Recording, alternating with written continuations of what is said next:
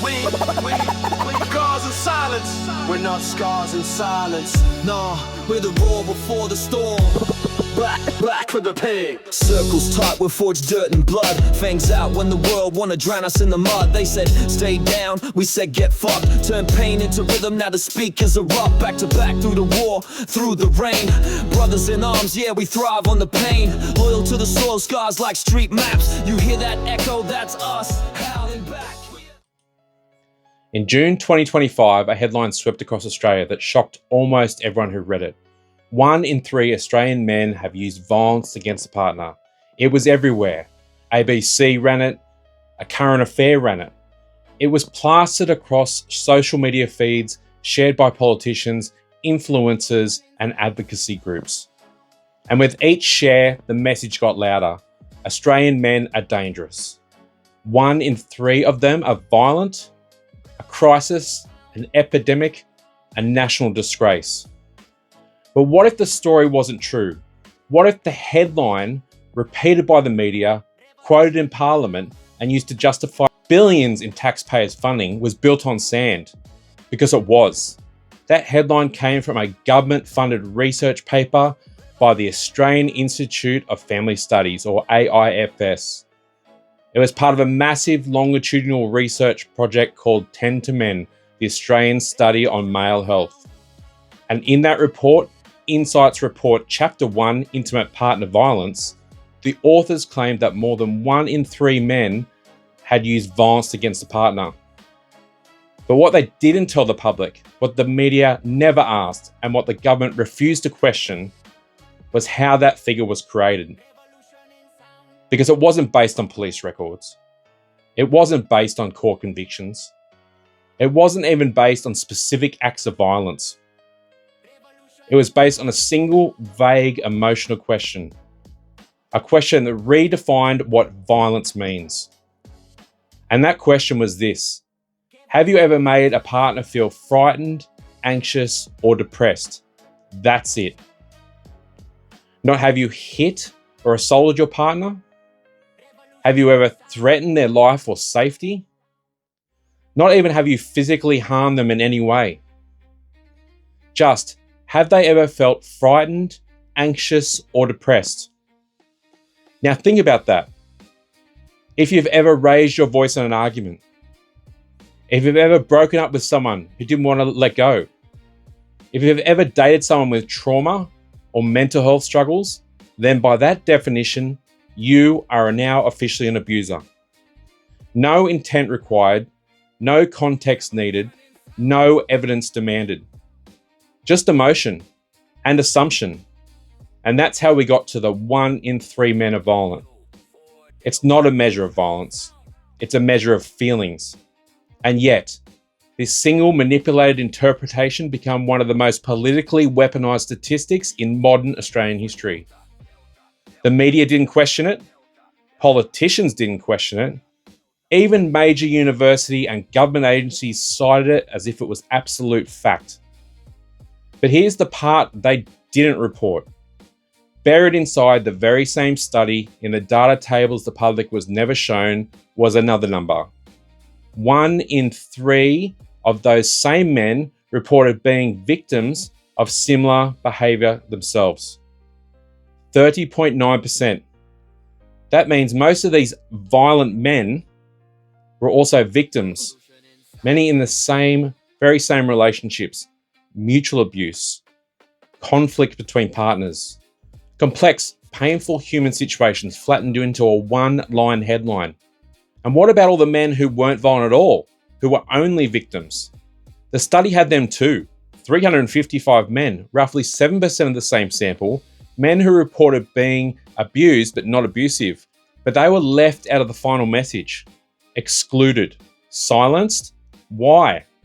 Because they didn't fit the ethos of the national plan to end gender-based violence. That's not an interpretation. That's what the Australian Institute of Family Studies actually said under oath when Senator Malcolm Roberts questioned them in the Senate only a few weeks ago. They didn't fully explore male victims. They said because their focus was on gender-based violence, which in the language of policy means men's violence against women. That's not research, that's agenda. This was not about understanding domestic violence. It was about proving a pre-decided point, that men are the danger and women are the victims. And from that single politically guided report, $1 billion gendered narrative was born. Australia now pours record levels of taxpayer money into ending the violence against women and children, while male victims remain invisible, uncounted, and unsupported. The tragedy here is not that the data was collected, it was that the truth was deleted. Because the real story isn't that 1 in 3 men are violent, it's that 1 in 3 men and almost 1 in 3 women are caught in a cycle of conflict, pain, and control that our government refuses to see as human. They called it gendered violence, but it's not gendered. It's relational, it's emotional, and it's behavioural. And until we start talking about it honestly, people will keep getting hurt, silenced, and destroyed by the systems built on the ideology instead of truth. This isn't just a research flaw, it's a moral one. Because if the goal is to stop violence, you can't do it by lying about who it affects. So what is the origin of the statistic? How the 10 to Men report created a false narrative. To understand how we got here, how one emotionally loaded question became a weaponized headline, we'll have a look at where it all began. The statistic didn't come from a crime database. It didn't come from hospital admissions, police reports, or family court records. It came from a survey. The 10 to Men study, officially called the Australian Longitudinal Study on Male Health, is run by the Australian Institute of Family Studies, known as AIFS. AIFS is a Commonwealth government research body funded by the Department of Social Services. Its job, at least on paper, is to conduct impartial research into family well-being to help shape public policy.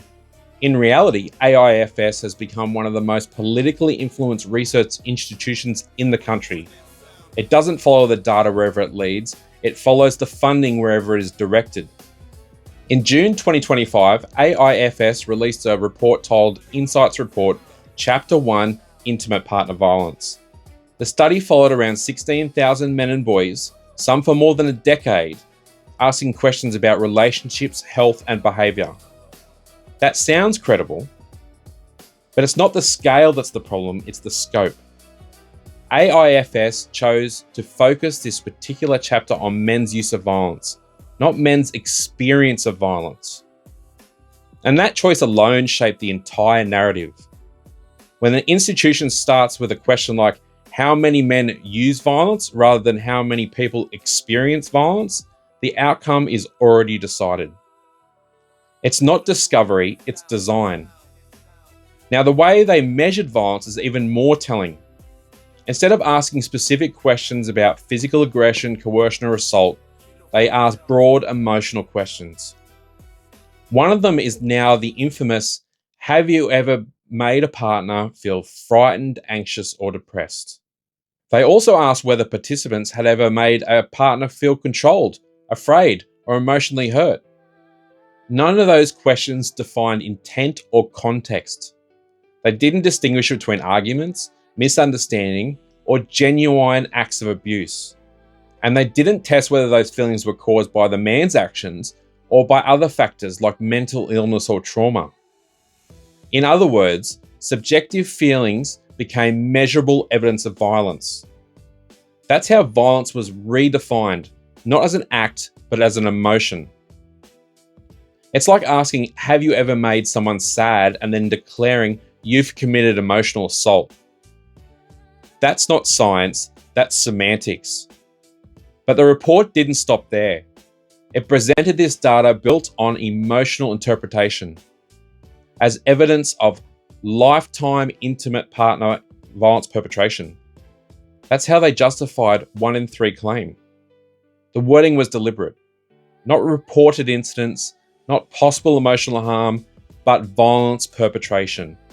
And that single phrase turned ordinary human conflict into criminality. Now, to make a number look even bigger, AIFS used lifetime accumulation rather than yearly prevalence.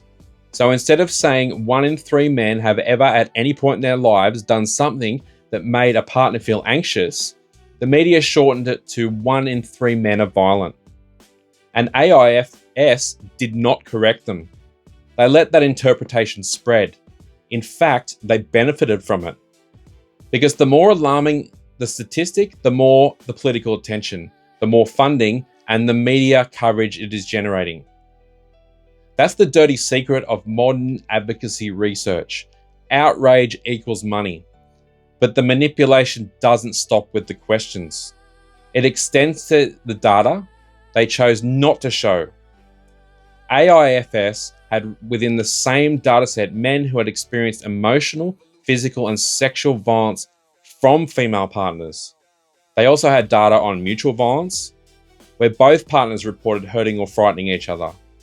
That's called bidirectional violence, and in real world relationships, it's incredibly common. Yet AIFS barely mentioned it. In their own words, they don't deeply explore men's experience of violence. Instead, they focused on gender-based violence, meaning violence by men against women. The framing wasn't scientific, it was ideological. They admitted the scope was chosen because it aligned with the ethos of the national plan to end gender-based violence. Let that sink in. The National Plan to End Gender-Based Violence is a $4 billion government initiative. It's written and enforced through a feminist framework that defines domestic violence as something men do to women. AIFS's funding comes from the same department that funds that plan. So when AIFS wrote this report, it wasn't acting as a neutral researcher, it was acting as a government-funded partner helping to validate the plan's ideology. The study wasn't asking what's happening in relationships. It was asking, how can we prove the narrative? That's why male victims were pushed aside. That's why female perpetrators were ignored. That's why the report reads more like a campaign.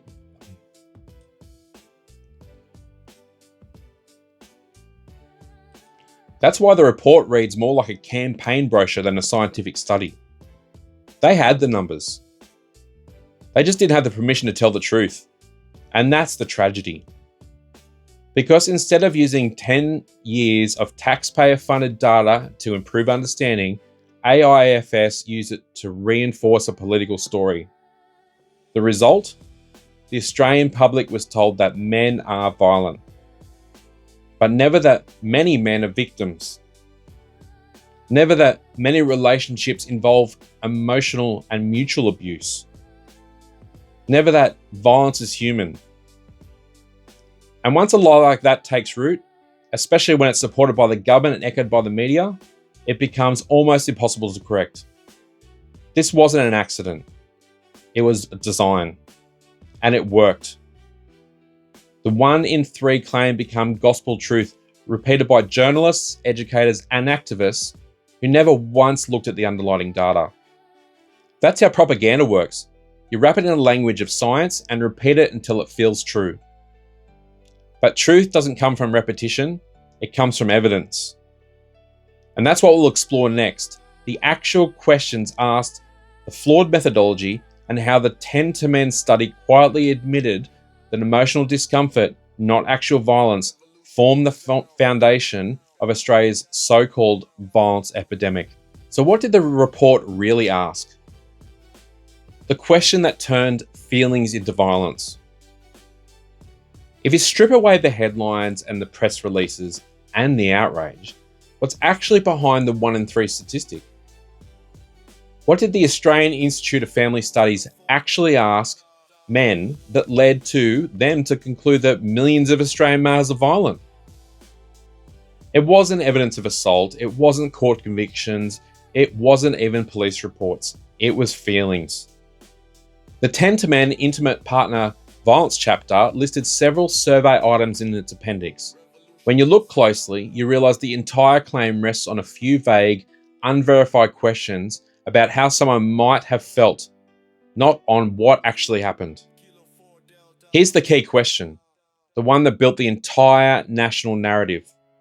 Have you ever made a partner feel frightened, anxious, or depressed? That's the cornerstone. That's the data point that was translated into violence. Think about that wording. It doesn't ask, have you ever threatened your partner? It doesn't ask, have you ever used force? It doesn't even ask, was your partner frightened because of your behavior? It simply asks, have you ever made them feel that way? There's no definition of frightened, no definition of anxious, no distinction between context or cause. That means a man who calmly ended a relationship with someone unstable could now be counted as a perpetrator of violence. A man who argued with a partner who already had anxiety could now be called an abuser. Even a man who tried to intervene during his partner's mental health crisis, if she reported feeling frightened, that could be classed as violent. The survey didn't ask for evidence, context, or corroboration. It didn't even establish whether the man's actions were deliberate or perceived. Just the feeling was enough. That's not social science. That's emotional guesswork dressed up as data. Now imagine if this same logic was applied to anything else. Have you ever made a coworker feel stressed and then conclude that 1 in 3 people are workplace bullies? You'd be laughed out of academia. But when you apply the same low standard to men and relationships, suddenly it's groundbreaking research. That's how the public was deceived. Because the 10 to Men report blurred the line between discomfort and domestic violence. It conflated emotional response with physical threat. And in doing so, it inflated the numbers beyond recognition. But that wasn't the only problem. Another question in the same section asked, have you ever made your partner feel controlled or afraid? Again, no clarification of what controlled means, including asking your partner not to drink drive. Does that include requesting privacy with your phone? Or disagreeing about finances, parenting, or boundaries? According to AIFS, yes, it can all count as control. Then there was, have you ever made your partner feel emotionally hurt or upset? That one's almost comical. Every human in history who's ever been in a relationship would have to answer yes to that. You can't share a life with someone without at some point saying something that hurts them emotionally. That's human imperfection, not intimate partner violence. But AIFS doesn't make that distinction. They grouped all these responses, frightened, anxious, controlled, upset, together under the umbrella term violence. And because the 10 to Men study followed petitions over multiple years, any yes at any point in that time counted towards the final statistic. That's called cumulative data inflation. So if a man said yes once, even 10 years ago, even if the violence was an argument that made someone cry, he's permanently recorded as a perpetrator. That's how you can turn one question into a national crisis. But here's the critical thing AIFS never emphasized, even in their fine print. The survey didn't ask women the same question in this wave. There's no female comparison, no symmetrical data, no context to show how men's answers compared to women's. So not only did they redefine violence as emotion, they did it asymmetrically. That means there's no way to know whether women would have answered the same way at the same rates.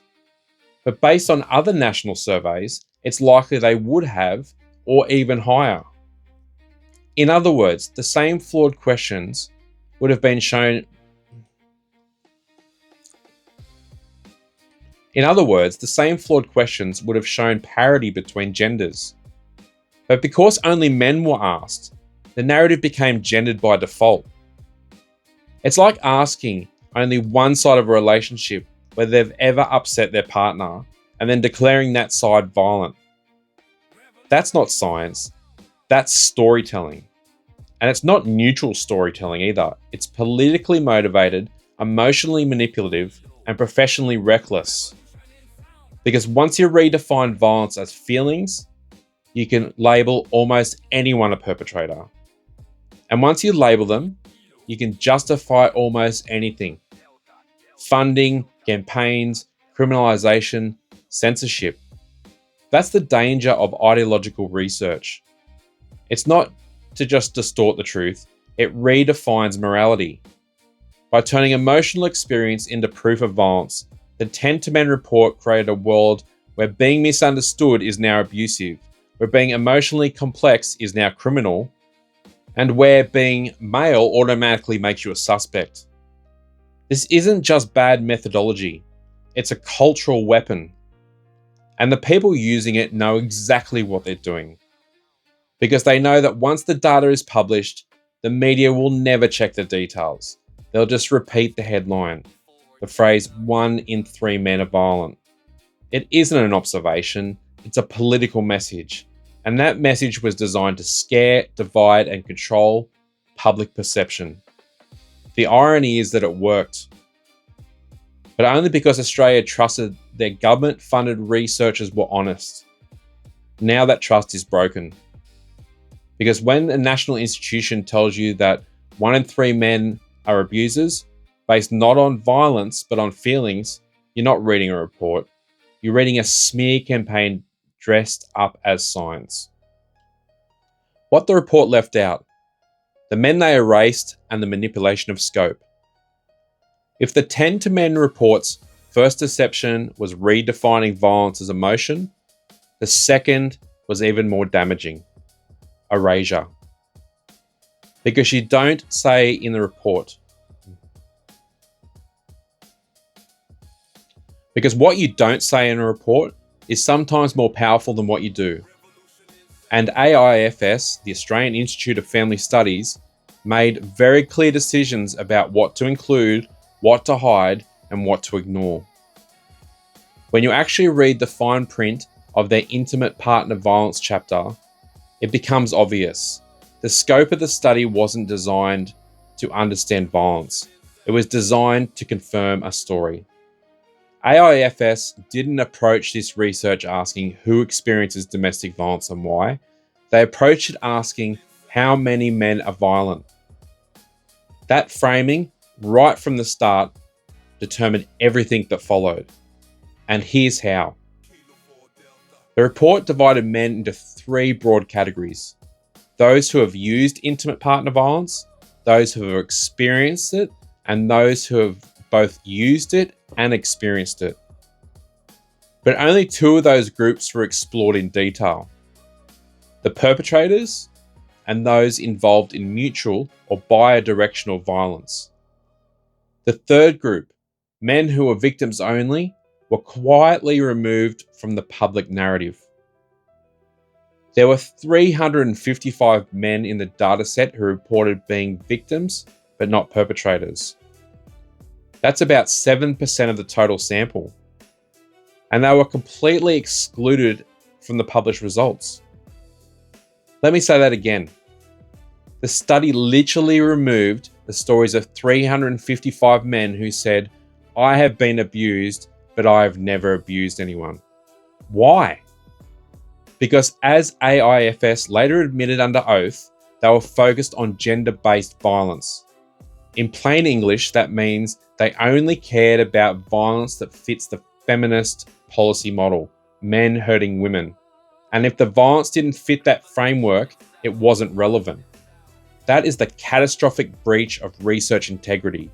You can't call something the Australian study on men's mental health, then erase the men who were actually harmed. That's not oversight, that's agenda.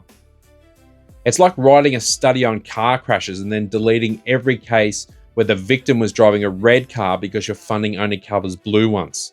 The absurdity would be more laughable if it wasn't destroying lives. During the Senate hearing, AIFS tried to justify this admission. They said their decision was driven by external expertise which suggested the acute need was around men's use of violence, not their experience as victims. So to put it bluntly, They decided men being hurt wasn't urgent. Only men doing harm was. That's not research, that's ideology disguised as empathy. And this ideological bias didn't stop with male victims. It also erased mutual violence, which in the real world is one of the most common forms of intimate partner conflict. The same dataset showed that 30.9% of men had experienced bidirectional violence, where both partners reported abusive behaviour. That's almost 1/3 of all cases. This is huge, because it means the majority of so-called male-perpetrated violence is not one-sided domination, it's reactive, defensive, or mutually escalated behaviour. That's not an epidemic of male aggression.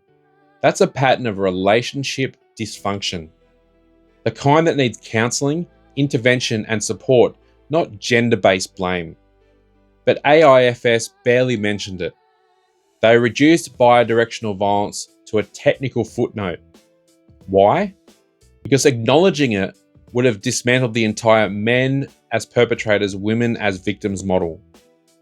If they admitted that violence is often mutual, the gendered framework collapses, funding priorities change, ideological groups lose their talking points, and the public perception shifts from gender to behaviour.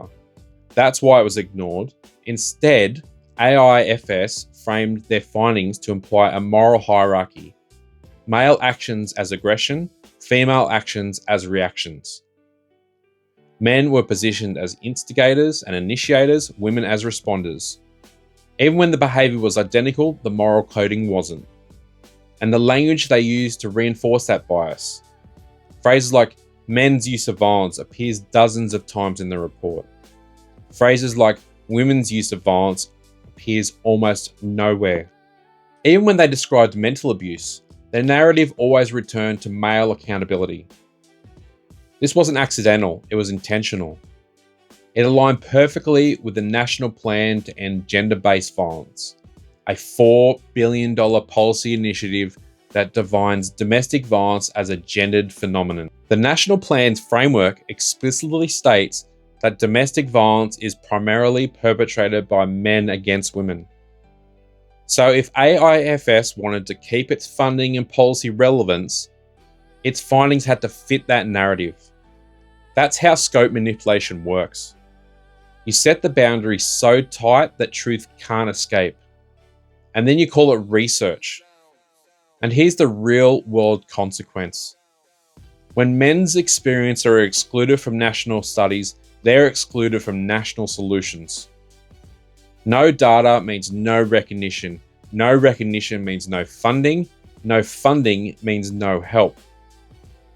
That's why there are hundreds of women's shelters across Australia and only a handful of services for men.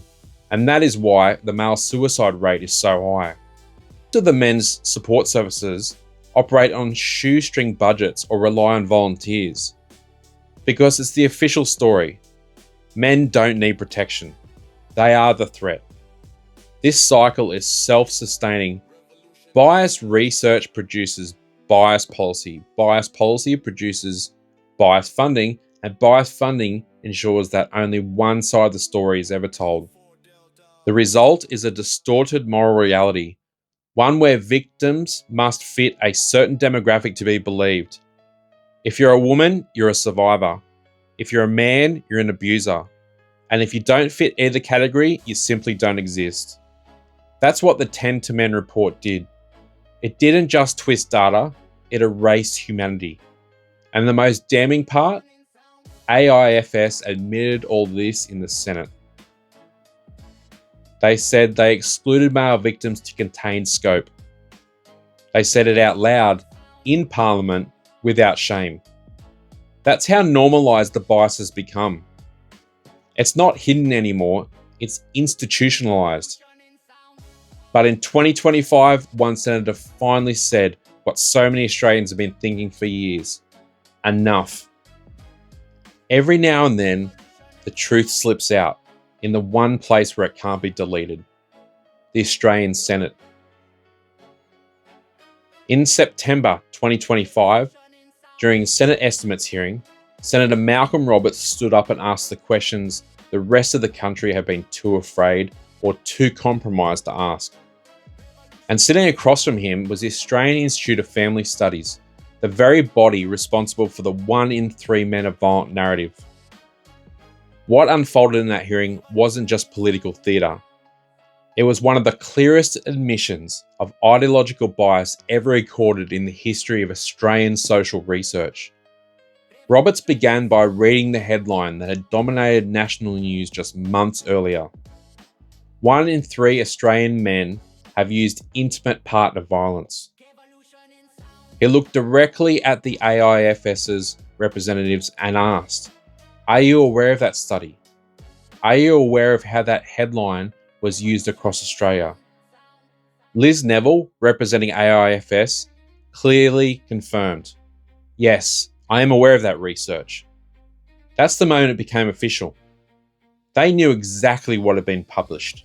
They knew exactly what message the public had been fed, and they allowed it to happen. But Roberts didn't stop there. He went straight to the core of the problem, the missing victims. He pointed out that AIFS's report completely failed to mention that almost 1/3, 30.9% of the men surveyed were also victims of the same types of violence they were accused of perpetrating. Not only that, he highlighted that 355 men, or 7% of the sample, were victims only, meaning they had experienced abuse but never abused anyone themselves. And then he said the line that cut through the entire charade. The correct headline should have been 1 in 3 men reported using intimate partner violence, and 1 in 3 men reported being victims of intimate partner violence. Senator Roberts then asked, "Why did you misrepresent your own data?" For the first time, AIFS was forced to explain itself publicly. The answer was stunning. Liz Neville admitted that they did not deeply explore men's experience of violence because they were focused on gender-based violence. She said their research was situated within the ethos of the National Plan to End Gender-Based Violence. In other words, their analysis wasn't neutral, it was designed to fit within their political ideology that assumes men are the aggressors and the women are victims. That's not an excuse, that's an admission. The questioning, AIFS effectively said, "We didn't include male victims because our job was to study male perpetrators." Again, that's like a road safety body saying, "We didn't count car crashes caused by male drivers because we were only focused on female drivers." It's absurd. It's unscientific. It's exactly what happens when ideology infects research. Roberts pressed harder. He said, "Are you peddling feminist propaganda at taxpayer expense? Because the taxpayers fund you."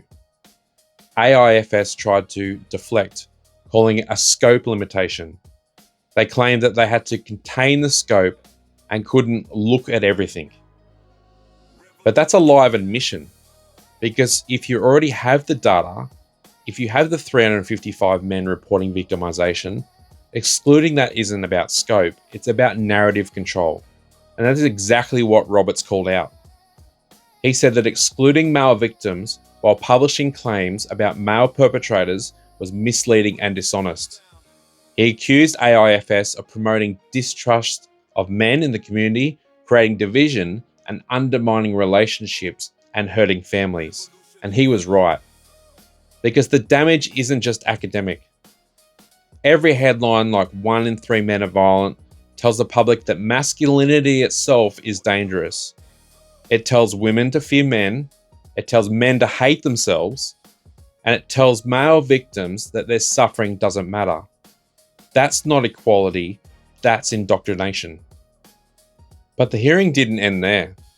Roberts then turned to coercive control, another politically charged topic where AIFS's bias had already done them harm. In 2022, AIFS had been contracted by the Department of Social Services to produce a review on coercive control. Instead of presenting a balanced, overview, they framed coercive control as a gendered phenomenon. They excluded all data on male victims. Roberts asked a simple question: isn't it true that the ABS Personal Safety Survey shows that around 40% of emotional abuse victims were male, undergoing similar experiences to female victims? The response was, can't answer that. They couldn't answer that because acknowledging the truth would expose their entire ideological framework as a fraud. They were caught between two impossible choices: admit the data contradicts their gendered narrative, or pretend not to know their own source material. So they chose silence. And when Roberts pressed again, asking whether men and women experienced economic abuse at the nearly equal rates, they said the same thing: we'll take that on notice. Translation: we know the truth, but we're not saying it here. Then came the knockout blow. Roberts cited AIFS's own 2012 Experience of Separated Parents study, a report from AIFS itself, which found that fathers reported that their children were exposed to coercive controlling behaviour at twice the rate that mothers did. AIFS's response: I don't have personal knowledge of that publication. In other words, we wrote it, but we'd rather not talk about it. That's the level of dishonesty we're dealing with. A taxpayer-funded institute pretending not to remember their own research when it no longer aligns with their political script. And then, Roberts summed it up perfectly. Why is AIFS taking an ideological and dishonest position, denying women's roles as perpetrators of violence and coercive control? They couldn't answer that. Because there was no answer that wouldn't expose the truth. That AIFS, and by extension, the National Plan to End Gender-Based Violence, is not a neutral policy tool. It's a taxpayer-funded propaganda machine. And perhaps the most shocking part of the entire hearing was how normal it all seemed. AIFS admitted its ideological bias openly, without embarrassment. They admitted they shaped their own research to fit a government plan. And not one mainstream journalist reported it. Not one headline said, government-funded body admits bias in domestic violence research. Not one news program ran the story. Because the same institutions that rely on AIFS's narrative, ABC, SBS, The Guardian, A Current Affair, would have to admit they've been amplifying misinformation for years. So the silence continued. The 1 in 3 men myth remained untouched, and the truth stayed buried, except for the people, like us, who actually bothered to read the report. That Senate hearing was more than political accountability. It was the moment the mask slipped. AIFS wasn't caught making an error, it was caught executing a strategy, a deliberate one. And now that strategy is public record. They call it gender-based violence research. But it's not research. It's indoctrination disguised as empathy. And the men they erased, 355 forgotten victims, are living proof that the system isn't broken. It's functioning exactly as it was designed. What is the broader picture, and what does the real data say? The 10 to Men report didn't exist in a vacuum. It was just one thread in a much larger web of misinformation that's been spun over decades. A web that shaped how Australians think about violence, gender, and truth. Because when you step back and look at all available evidence, from the Australian Bureau of Statistics, from the Australian Institute of Health and Welfare, from international research, a very different picture emerges. And it's not the one you've been told. According to the Australian Bureau of Statistics Personal Safety Survey, or PSS, the gold standard in national data collection, men and women experience domestic and family violence at similar overall rates. So let's look at the numbers. In the 21-22 survey, 22% of women and 16% of men reported experiencing emotional abuse by a partner. That's a difference of just 6 percentage points. When it comes to physical or sexual violence by a partner, it was 11% of women and 6% of men. Again, not equal, but close. And not nearly the 1 in 3 violent men narrative that we've been told. When you add in all forms of violence, including assaults by acquaintances, family members, or strangers, the gap shrinks even further. 43% of men and 39% of women in Australia have experienced violence at some point in their lives. In other words, it's not a gender problem, it's a human one. But here's where it gets even more interesting.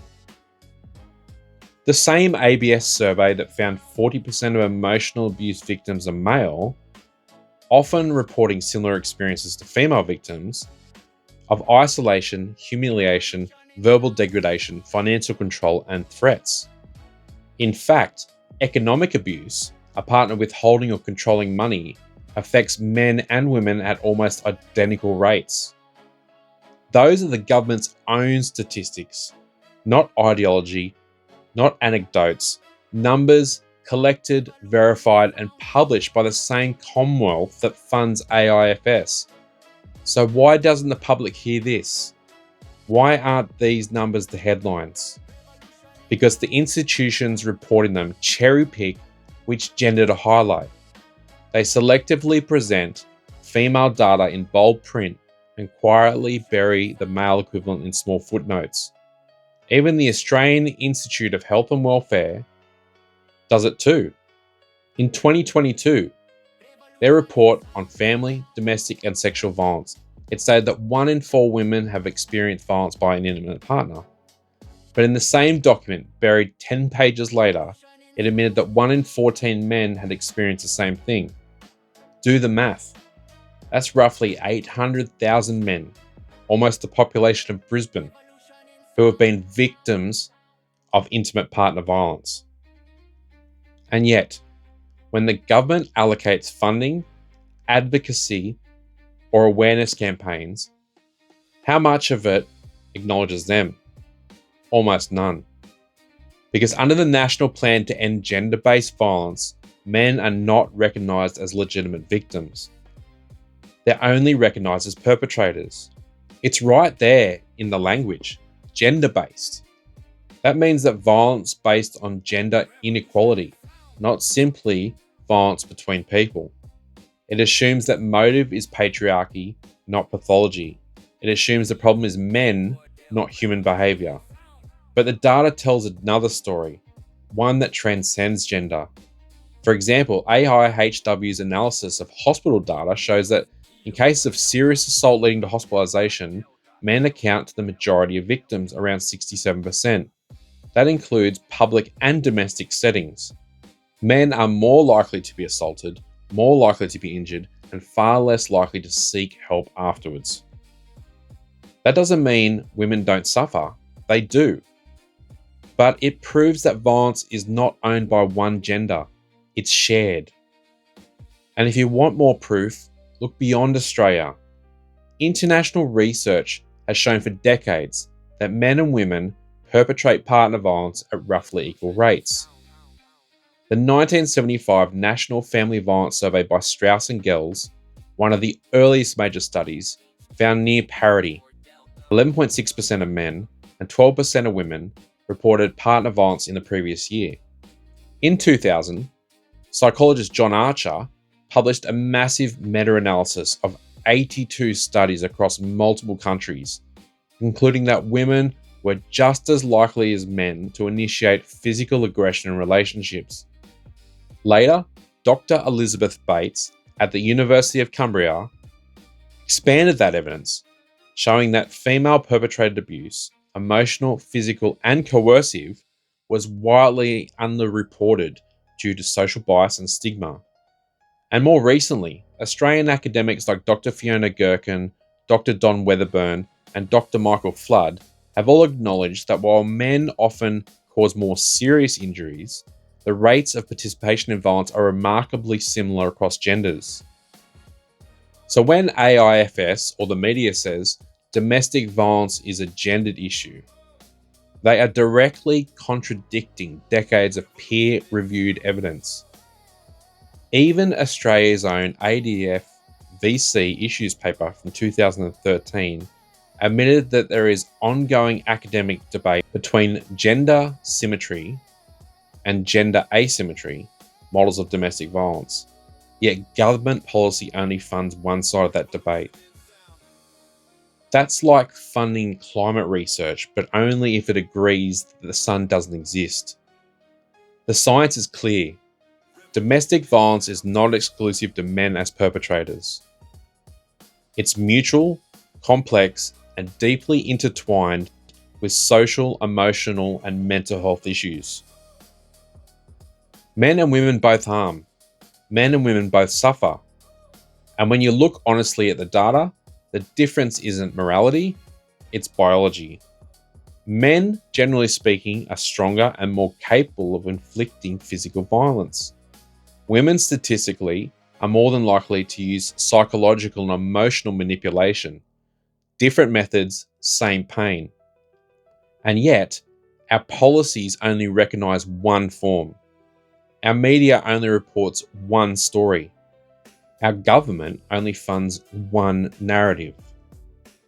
This imbalance doesn't just distort statistics, it distorts empathy. It teaches the public to see that compassion as conditional. We are told to believe all women, but we're never told to believe all victims. That's the heart of the problem.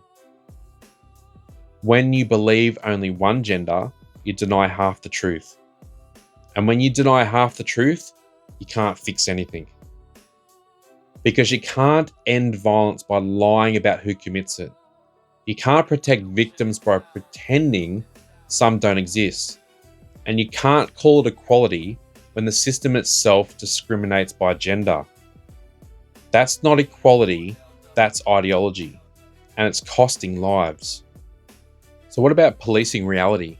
What police officers know and what academics know?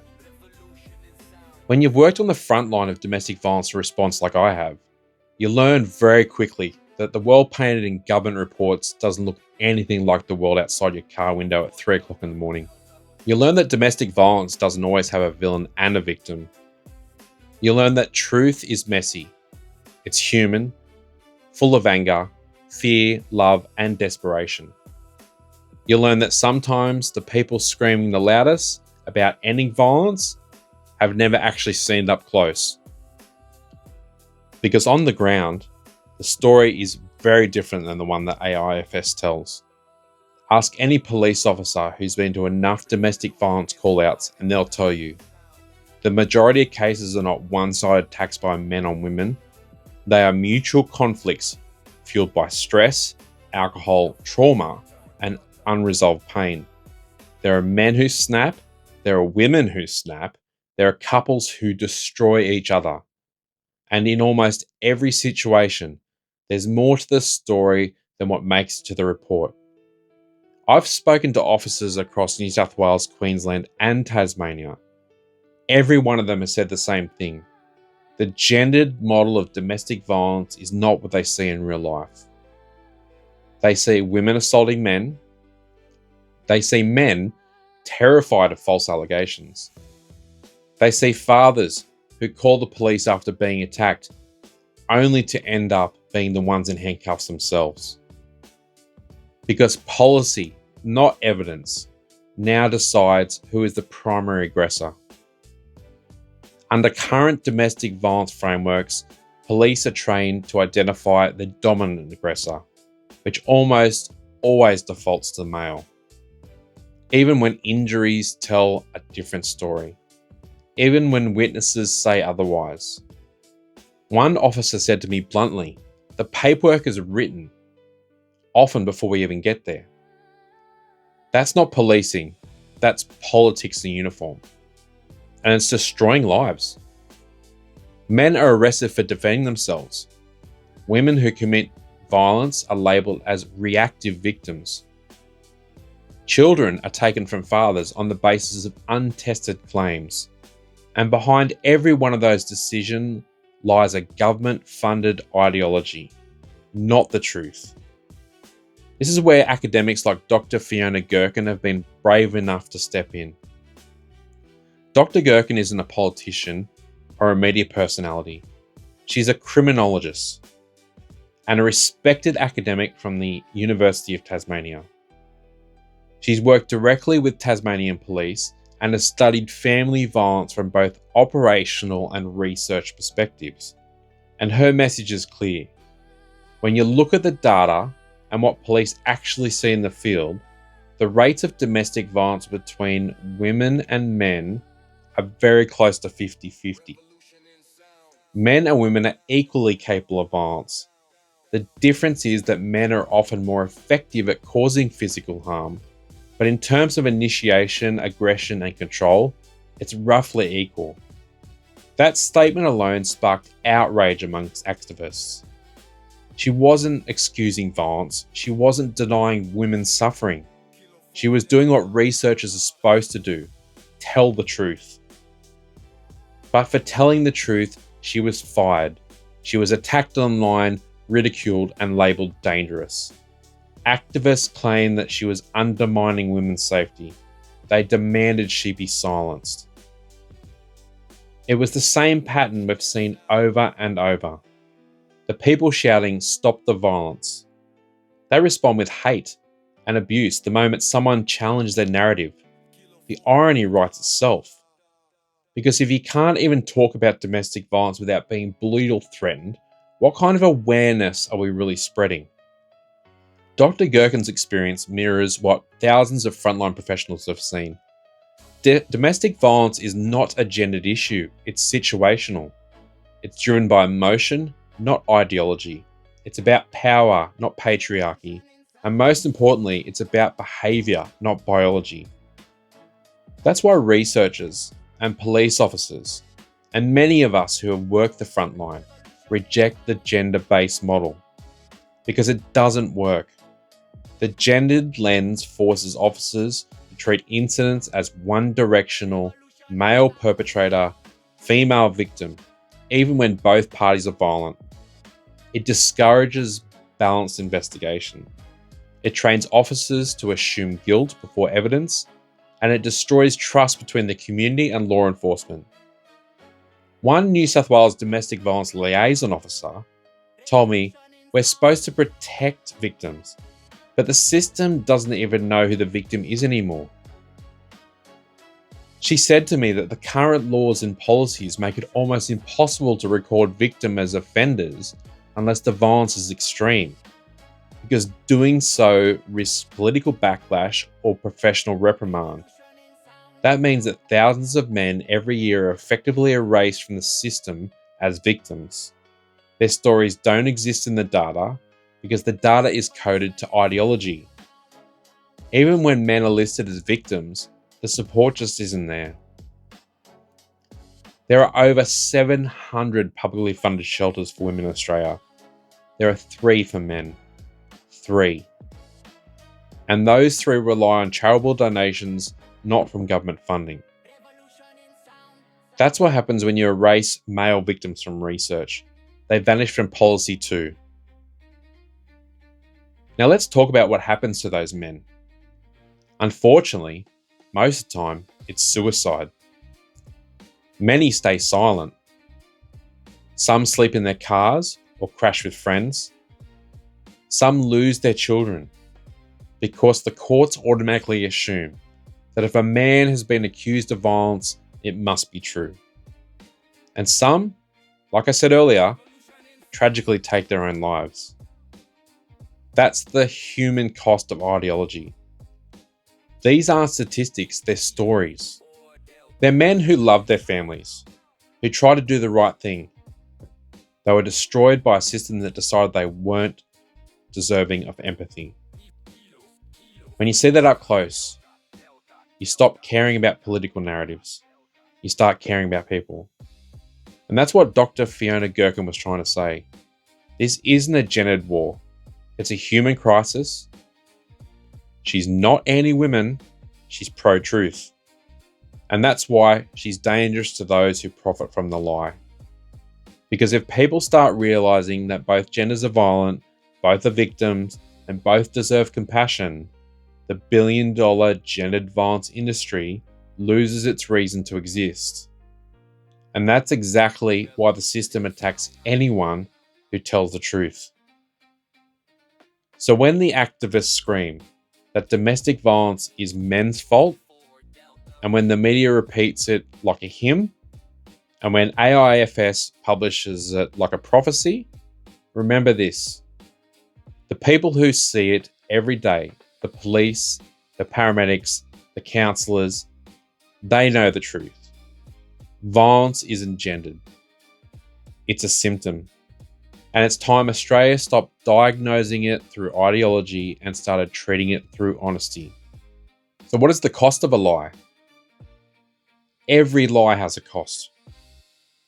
And when a lie is told on a national scale by governments, institutions, and the media, the cost is measured in human lives. The lie we're talking about is the idea of domestic violence as a gendered issue, that it's something men do to women and rarely the other way around. That's the lie that's been repeated for years. It's been printed, televised, tweeted, and taught. And it's caused more damage than any of its authors will ever admit. Because when you tell a country that one gender is the problem, you don't just stigmatise men, you destroy empathy. You silence victims who don't fit the script. You alienate families, you divide communities, and you fuel resentment, bitterness, and shame. That's the cost of the lie. The first cost is silencing of male victims. They exist in thousands. Men who have been punched, stabbed, screamed at, manipulated, financially controlled, or falsely accused. Men who have lived in fear of their partners but were too ashamed or too afraid to tell anyone. They know that if they speak up, they'll be mocked, disbelieved, or worse, accused of playing the victim. Some call the police and get arrested themselves. Some go to court and lose their children because the system doesn't believe men can be victims. And some simply stop trying to survive. Men make up to 3/4 of all suicide deaths in Australia. Many of those suicides are linked to relationship breakdowns, false allegations, and loss of family, all made worse by systems that refuse to see their pain as real. That's not an accident. That's the consequence of ideology. Because when you spend decades teaching the public that only men are dangerous and only women are vulnerable, you don't just distort policy, you kill compassion. The second cost is the destruction of families. The gendered violence model doesn't help families heal, it tears them apart. Instead of treating domestic conflict as a human crisis that needs resolution, support, and accountabilities from both sides, it turns into a gender war. It tells women they're always right. It tells men they're always wrong. And it teaches children their fathers are the enemy. That's not safety, that's indoctrination. In family law, that ideology plays out in devastating ways. Mothers are often automatically believed. Fathers are presumed guilty until proven innocent. False allegations are rarely punished, even when they're exposed. And the system, starved of balance, continues to reward one narrative: the women as victims, the men as aggressors. That's not justice, that's politics wearing a badge of virtue. And the third cost is the erosion of trust in institutions. When the public sees the Australian Institute of Family Studies, the ABS, or the courts cherry-pick data and manipulate findings to fit ideology, trust collapses. Ordinary Australians start asking questions. They stop believing experts, they stop believing the media, and that cynicism bleeds into everything. Because if they'll lie about this, what else are they lying about?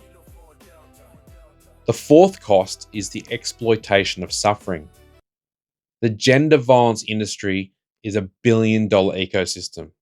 From advocacy groups to university research centers to government-funded NGOs, entire organizations depend on the narrative to keep them alive. The worse the numbers sound, the more funding they get, the more they scare the public, the more influence they gain. It's not about helping victims, it's about keeping the fear alive. And that's why studies like 10 to Men are so powerful. Not because they're accurate, because they're useful. They feed the machine. They provide the headlines politicians and journalists need to justify their own agendas. Meanwhile, the truth gets buried under buzzwords like patriarchy, toxic masculinity, and gender-based violence. Words that sound progressive, but function like weapons. Weapons that shame men for existing, weapons that silence debate, and weapons that ensure funding keeps flowing to the same ideologues who caused the problem in the first place. But perhaps the greatest cost of all, the one that no one talks about, is the loss of empathy between men and women. Because that's what this narrative destroys more than anything. It turns human beings into enemies. It convinces women that men are predators. It convinces men that women are untouchable. It poisons relationships, workplaces, marriages, and communities with the fear and suspicion. And in the end, it just doesn't fail to stop domestic violence. It creates more of it. Because when you take empathy out of the equation, you take away the one thing that actually prevents harm: understanding. When you see your partner as an opponent instead of an ally, every argument becomes a battle. Every disagreement becomes a threat, and every man becomes a potential monster. That's the Australia that gendered violence narrative has built. A country where fear is mistaken for progress, where propaganda is mistaken for compassion, and where half the population is treated like a problem to be solved, instead of people to be loved.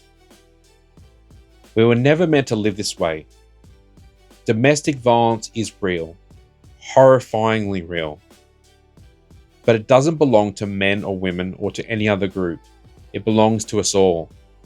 And the sooner we stop lying about who's responsible, the sooner we can start saving the people who are suffering.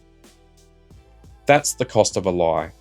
And until we face it, honestly, fearlessly, and without gender bias, we will keep paying for it over and over again. So let's explore why feminist activism has turned violent. Back in July, a few weeks after the report was released, I posted my first TikTok about the 10 to Men report, calmly explaining that 1 in 3 men are violent. The claim was built on misleading data. I expected disagreement. What I didn't expect was the violence that followed. I didn't mean physical violence. I mean the kind that hides behind keyboards and fake moral superiority. The kind that shames, mocks, dehumanizes anyone that challenges the narrative. The comments came fast. You're just another angry man. You must be an abuser yourself. No wonder your kids aren't around. You probably deserved it. That's not debate. That's emotional assault. And the irony is unbearable. These are the same people who claim to stand against abuse. The same voices that insist that words are violence. Yet the moment a man dares to question their data, they unleash every form of verbal violence imaginable. They ridicule your education, your parenting, your work, your masculinity. They label you as fragile, dangerous, pathetic, and then they call it empowerment. That's not activism. That's aggression wearing lipstick. This isn't feminism as it was meant to be. The movement that fought for women's rights to vote, to work, to be safe, to be equal. This is something darker, something ideological, something political. Modern feminism, or at least the version that dominates institutions and social media today, has stopped fighting for equality and started fighting for moral dominance. It's not about lifting women up, it's about tearing men down. It's not about just social media. And it's not just social media. That attitude runs through every government report, university classroom, and taxpayer-funded program that treats masculinity itself as a disease. When you read through the 10 to Men study, or the government's national plan to end gender-based violence, the language isn't academic, it's accusatory. Again, it talks about patriarchy, male entitlement, and toxic norms, as if every man was born with a weapon in his hand and guilt in his heart. That's not science, that's ideology disguised as empathy. And here's the cruelest part. This new activism uses violence while pretending to oppose it.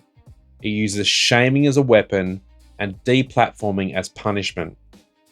It uses fear to silence those who see through it, and if you question the narrative, they attack your character. If you present facts, they question your morality.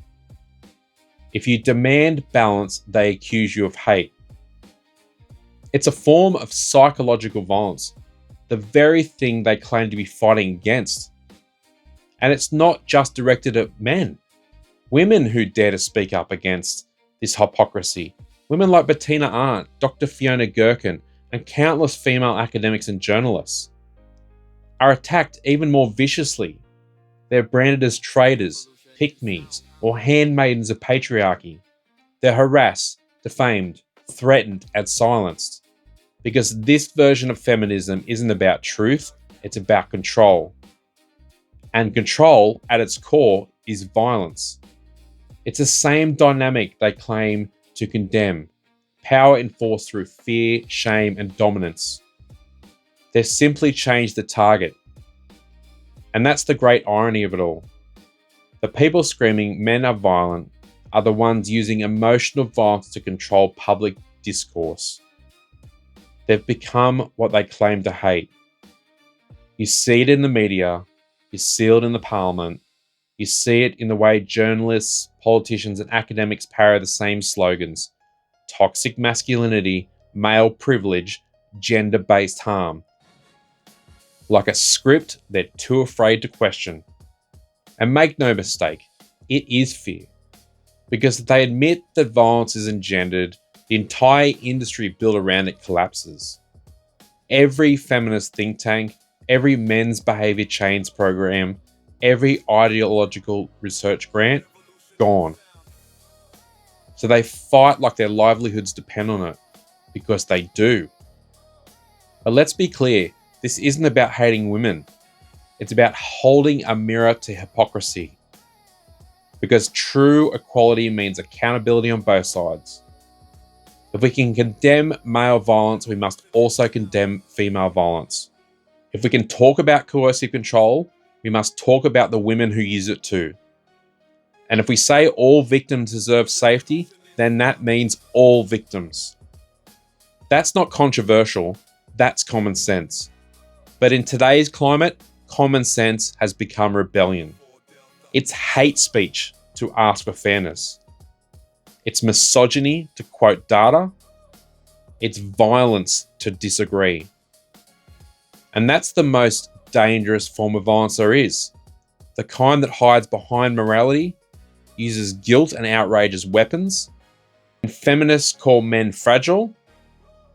What they are really saying is sit down. When they say believe all women, what they're really saying is silence all men. And when they say patriarchy, what they mean is power, and we want it. But power built on fear isn't progress, it's tyranny. The truth is, most men and most women don't hate each other. Most just want peace, love, and safety for their families. It's the ideologues who want the war to continue. Because the war pays. It funds careers, wins votes, and keeps people divided. That's the real violence, the quiet, systemic kind. The violence of manipulation, the violence of deceit, the violence of a culture that teaches us to fear one another instead of understanding one another. And it all starts with one lie, that men are the problem. The problem is dishonesty. The problem is ideology. The problem is power without accountability. Until we face that, the violence, both physical and ideological, will never end. It's time for reform. We need a national plan for truth and balance. Australia doesn't need another headline. It doesn't need another awareness campaign. It definitely doesn't need another bias report built on feelings, ideology, and selective data. What Australia needs is a complete overhaul of how we understand and respond to domestic violence. Because what we've built isn't a solution. It's a system of control. A system that divides the country into victims and villains based purely on gender. A system that criminalizes men for existing and rewards dishonesty with funding. A system that calls itself compassionate but destroys the very empathy it claims to protect. It's time for a new plan. A national plan for truth and balance. One that treats violence as a human issue, not a gendered one. One that starts with evidence, not ideology. And one that recognizes the compassion that means all victims, not just the politically convenient ones. That plan starts with reforming research. No more emotionally loaded questions like, have you ever made your partner feel frightened? No more selective data that erases male victims. No more reports written to fit predetermined political frameworks. We need independent researchers, not activists, designing our national studies. We need oversight that ensures balance in every stage, from data collection to analysis, interpretation, and media release. And we need penalties for misrepresentation, because when taxpayer-funded agencies lie, the consequences are real. Next, we need policy reform. The national plan to end gender-based violence has to be replaced with something more honest. A national plan to end domestic violence. No prefixes, no ideology, just truth. That means recognizing that women can be violent too, that men can be victims too, that children are harmed most when adults are too busy fighting ideological wars to protect them. It means that funding more men's shelters, for more male trauma services, for fathers who have lost their homes and their children to false allegations. It means training police to assess evidence, not gender. It means empowering courts to seek truth, not optics. Because real safety doesn't come from slogans, it comes from fairness. We need media accountability. Journalists who amplify false statistics like the 1 in 3 men are violent need to be held to the same standards of truth as everyone else. When misinformation fuels public panic and destroys trust between genders, it's not a raising awareness, it's defamation on a national scale. The media must be forced to publish corrections when they get it wrong, just like they do and they would for defamation. If they're going to make profit off fear, they must be held accountable for the damages that it causes. And finally, we need cultural reform. We need to restore empathy between men and women, to stop teaching boys that they're dangerous and that girls that they're fragile. Stop pretending that one gender is good and the other is bad. We need to start teaching emotional intelligence, self-control, and respect, not just for women, but for everyone. Because if we don't rebuild the foundation of mutual care, nothing else will matter. You can throw billions of dollars at advocacy groups. You can fill parliament with slogans. You can criminalize every form of argument and disagreement. But until we rebuild trust, we'll just keep creating new victims on both sides. It's time for honesty. It's time for accountability. It's time for reform. Because men aren't the enemy, women aren't the enemy, lies are the enemy. And as long as our national institutions are built on lies, no one is safe. Not women, not men, not children. This isn't about choosing sides. It's about choosing truth. The truth that violence doesn't care about gender, the truth that empathy can't exist without honesty, and the truth that equality means holding everyone accountable, not just half the population. So if you're tired of the headlines, tired of the fear, the shame, the constant division, then it's time to stand up and say it plainly. Domestic violence isn't gendered, it's human. And the only way to fix it is to tell the truth. Every time, everywhere, no matter who it offends. Because when the truth returns, empathy returns.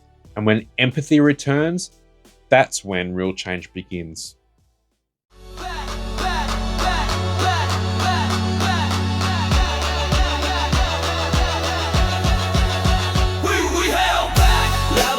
We own this track.